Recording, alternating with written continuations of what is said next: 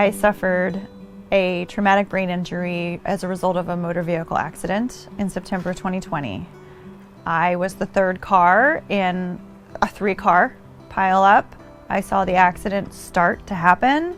I literally said out loud, "Please don't go. Oh God, I'm going to die." And I thought I was going to die. And I was knocked out into a ditch, pushed myself out of the car, and here I am 5 years later, not remembering 2 years of my life and really dealing with it for 3 to 4.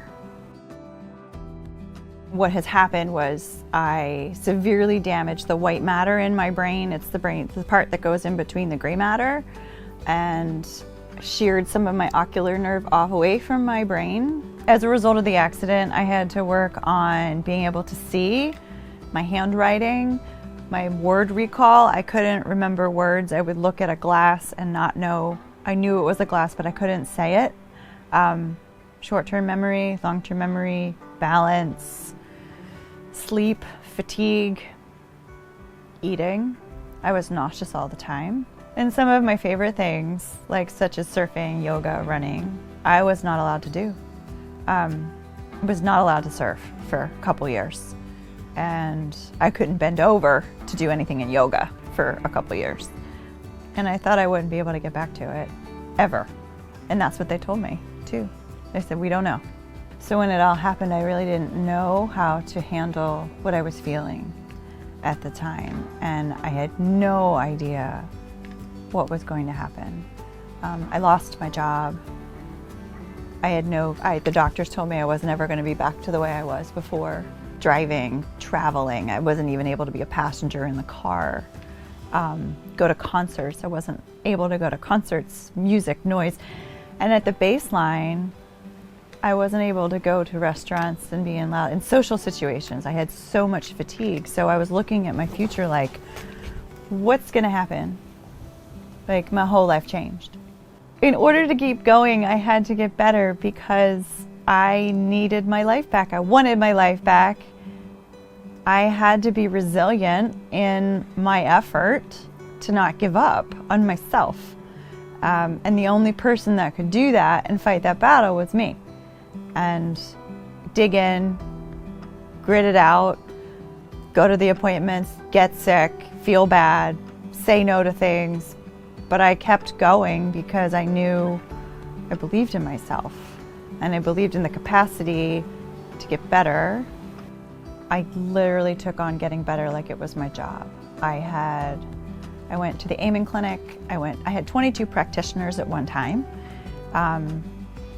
I did hyperbaric, I did physical therapy, vestibular, and my weeks were just packed with therapy because my goal was to, surf again. That was my biggest goal. I wasn't allowed to surf. I wasn't allowed to be out in the heat.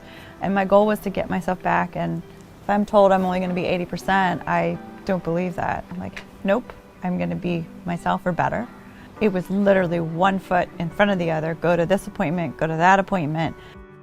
Or what I felt when I was going through this, grief is universal, and to feel like I was grieving this loss of my life, it can be anything. A life you had with a partner, a life you had with a dog, a life you had prior to substances, and the person you were before or after, and it's grief. And it was my first real experience with that and grieving my life, and then having to be resilient enough to know it was temporary and I could push through it.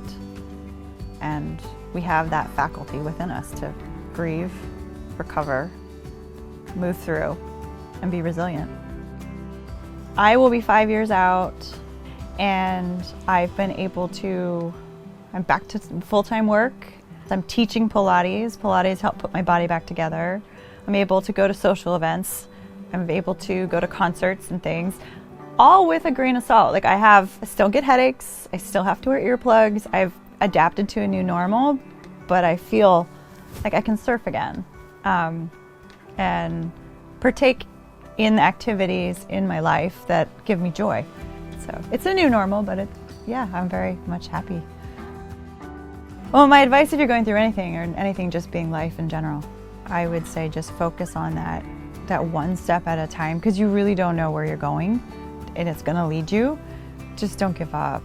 and to understand that there is a light at the end of the tunnel and you can do it.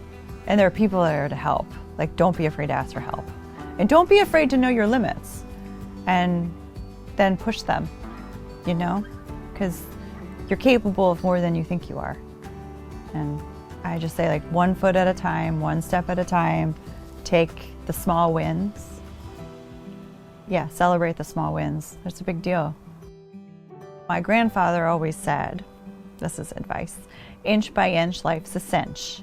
Yard by yard, life is hard. And mile by mile, it's gonna take a while. So yeah, small steps make big gains.